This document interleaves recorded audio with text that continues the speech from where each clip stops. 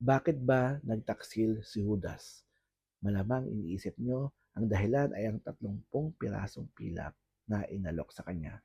Pero maaaring may mas malalim na dahilan na naipon at nagdulot ito ng kanyang pagtataksil. Unang-una na diyan, sa 12 apostol ng ating Panginoon Kristo, tanging si Judas lamang ang Judean. Ang 11 ay Galileans. Kahit matagal na silang nagkakasama-sama, maaaring hindi pa rin niya nakasundo ang 11.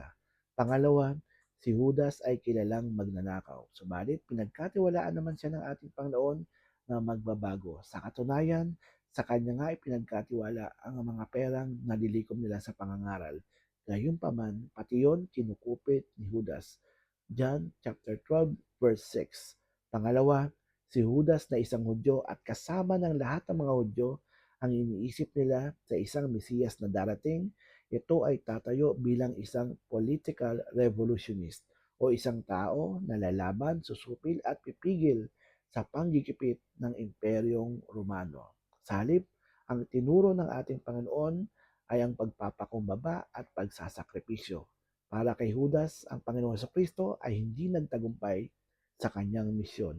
Jeremiah chapter 23 verse 5. At ang panghuli at ang maaaring naging dahilan ng kanyang pagtataksil ay nang minsang dumating si Maria Magdalena, daladala ang mamahaling pabango at ipinahid ito sa paanan ng ating Panginoon Kristo. Nakita iyon ni Judas at sinabihan siya na sayang naman ang pabangong ipinapahid mo sa kanya, ibenta na lang natin at gawing pagkain para sa may hirap.